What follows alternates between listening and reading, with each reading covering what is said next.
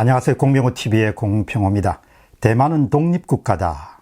6월 1일 날 발행된 미 국방부의 인도태평양 전략보고서는 미국의 대중정책의 큰 방향을 선회하였음을 뜻하는 매우 중요한 그런 보고서입니다.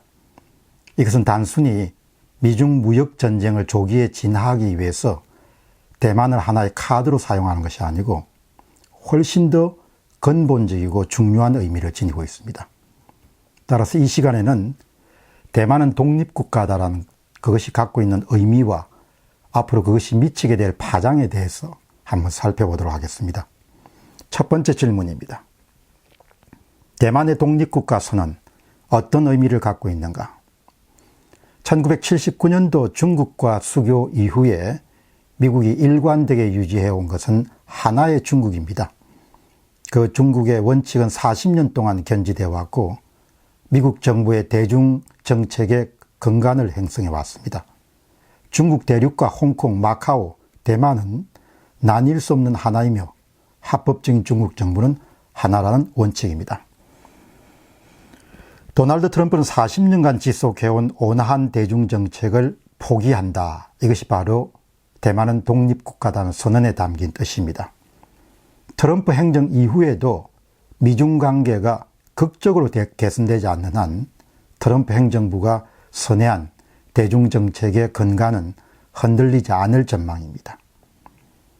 하나의 중국 불인정에 대한 미국은 왜 이런 급격한 대중정책을 선회하게 되었을까요? 그것은 바로 중국 공산당에 대한 뿌리 깊은 불신입니다.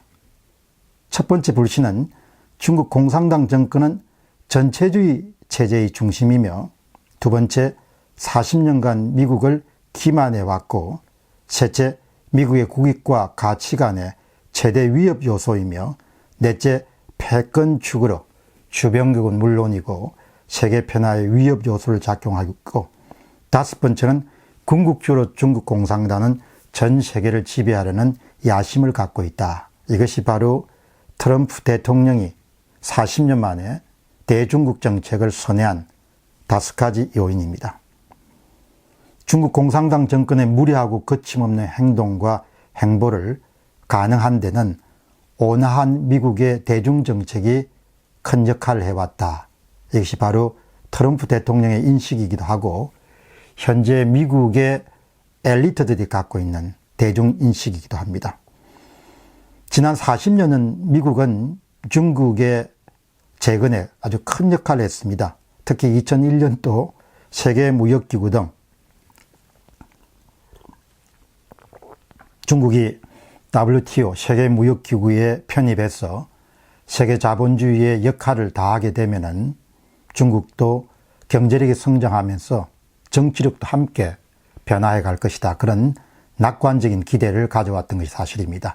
이런 기대를 최근에 미국의 엘리트들은 대부분 다 포기한 것 같습니다. 그래서 대중정책의 전면적인 전환 그리고 변화가 오게 된 것입니다. 자, 두 번째입니다. 이런 선언이 나오게 된 경위가 어떤 경위가 있느냐.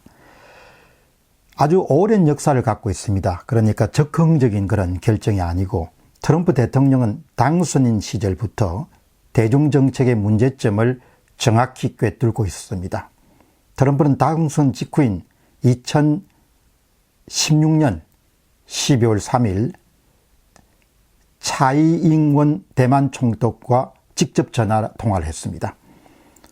그리고 그 전화 통화의 내용에 대해서 우리는 경제와 정치 그리고 안보에서 밀접한 관계를 유지하고 있다. 이런 메시지를 남겼습니다. 미국 대통령이 대만 총통에게 전화를 한 것은 1979년도 단교 이후에 처음입니다. 이를 두고 BBC 방송은 미국 대통령 당선자가 대만의 정치 지도자와 직접 대화하는 것은 상당히 이례적인 일이다. 이렇게 발표를 한 적이 있습니다. 이 같은 직접 통화가 중국을 분노케 할 수 있다.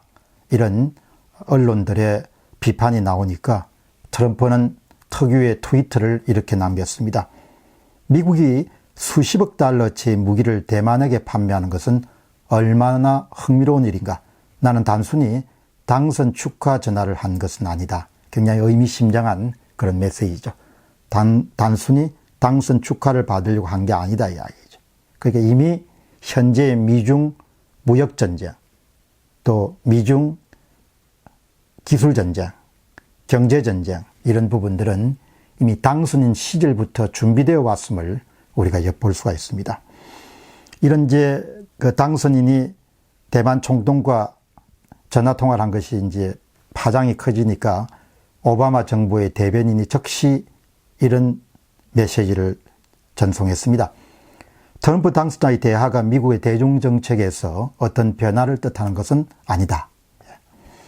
당선인 시절부터 트럼프는 일관되게 공산 중국에 대해서 강력한 조치가 필요하였음을 알고 있었고, 또 자신이 선택할 수 있는 카드가 바로 자유중국, 여러 가지 조치 가운데서도 대만 카드가 하나의 중국을 뒤흔드는 것이 바로 대중정책의 하나의 선택사항이다. 이런 점을 2016년 당선 시절부터 갖고 있었음을 알 수가 있습니다. 이후에 이제 트럼프 행정부는 존 볼턴 백악관 국가안보보좌관이 1979년도에 대만과 당교한 이후에 처음으로 대만 국가안보의 최고 수장인 리다웨이 국가안전회의 비서실장을 만났습니다. 이것이 2019년 5월 26일 일입니다. 그 다음에 이제 2017년 1월입니다. 조금 전에 존 볼턴은 팍스뉴스에 나와가지고 하나의 중국 정책을 다시 생각해야 할 시점이다. 이런 주장을 펼치기도 했고, 그 다음에 이제 올해 6월 5일 날 로이터 통신은 현재 대만에 20억 달러의 최고 수준의 그런 무기를 판매하려고 미국 정부가 준비하고 있다. 이런 이야기도 나왔습니다. 6월 5일 날 로이터 보도가 나왔을 때 같은 날 슈라이버 국방부 인도태평양 안보차관부는 워싱턴에서 열린 컨퍼런스에서 이런 주장을 펴니다. 우리는 대만에 대한 위협이 커지는 것을 목격하고 있으며 대만 관계법에 따라 우리의 의무를 매우 진지하게 수행할 것이다. 여기서 대만 관계법은 미국이 대만과 단교하면서 대만과 그동안 가졌던 공동방위조약을 대체해서 대만에 대한 일종의 안전보장을 담은 법이 바로 대만관계법입니다. 자, 세 번째입니다. 향후 이어지게 될 조치들은 무엇인가? 미중 무역전쟁에서 백기투항에 비결될 정도로 중국으로부터 많은 것을 얻어낼 겁니다. 어중간한 선에서 아마 타협을 할 가능성은 상당히 낮다 그렇게 생각합니다. 2018년도 8월 달에 중국 측에 제시된 요구 조건은 지적재산권 보호, 강제기술 이전 금지, 보조금 금지 이런 것을 53개의 요구사항을 제시했습니다. 이 요구사항을 세분화해 가지고 중국이 한 140개 정도의 그런 세부사항에 대해서 수용할 수 있다, 수용할 수 없다 이렇게 통보를 했습니다. 근데 중국이 절대 양보할 수 없다고 이야기한 부분 가운데 하나가 두 가지가 포함되어 있습니다.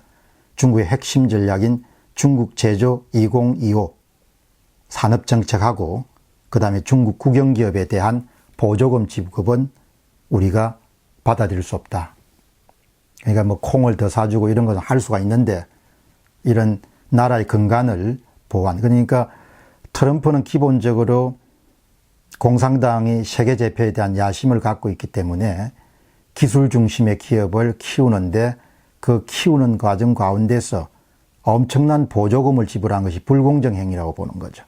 그걸 받아들일 수 없다. 그래서 아마 이런 것이 주요한 이유가 돼가지고 결국은 무역 이런 협정 자체가 이렇게 끊어지게 됐습니다. 이제 그 다음에 아주 중요한 것이 여러분 주목하셔야 됩니다. 그동안 그냥 묵시적으로 방관했던, 묵인했던 중국의 아킬레스건이 있습니다. 그것은 바로 중국의 인권 문제입니다. 광범위한 인권 유린 문제를 아마 미국 정부가 적극적으로 관여할 것 같습니다. 그러니까 중국은 티벳이라든지 신장 위구르 인권 유린 문제에 대해서 미국이 아마 집중적인 포화를 중국 측에 때리지 않겠느냐. 이미 이와 같은 부분들은 시작이 됐습니다. 인권 문제에 대한 트럼프 행정부의 행보는 기존 정부와는 아주 다른, 특히 오바마 정부하고는 너무나 다른 그런 인권 문제를 중국 측이 아주 그냥 내놓고 비판합니다.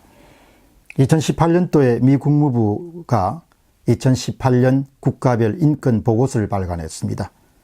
미 국무부는 이런 평가를 했습니다. 1930년 이래로 최악의 인권 상황이 중국 본토에서 전개되고 있다. 이것이 2019년 3월 13일 일입니다. 같은 날 폼페이오 미 국무장관이 공식적인 장소에서 이렇게 이야기합니다. 중국 정부가 신장 위구르 자치구에 있는 이슬람 소수민족을 상대로 한 해 동안 자행한 탄압은 기록적이다. 그렇기 때문에 앞으로 대만을 국가로 인정하는 부분들은 크게 두 가지를 예측해야 합니다.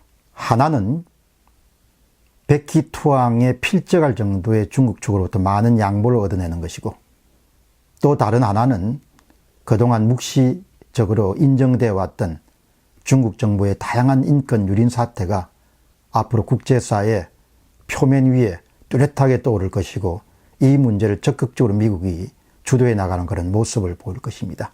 이런 면에서 중국 정부는 숨기고 싶고 또 조금 이렇게 피하고 싶은 그런 아주 아킬레스건에 해당하는 부분들을 미국이 계속 공격하는 것을 아마 지켜볼 수밖에 없지 않겠느냐, 그런 생각을 하게 됩니다. 공병호 TV의 공병호였습니다. 감사합니다.